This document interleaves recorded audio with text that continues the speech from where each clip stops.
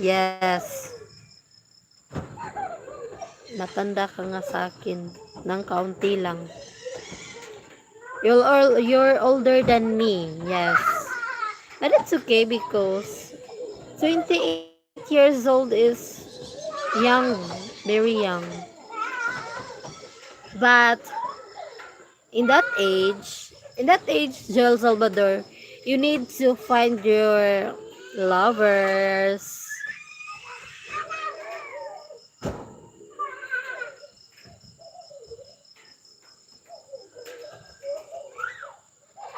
Hello, Joel Salvador.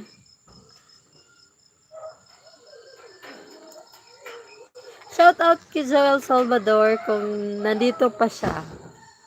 Nanunood.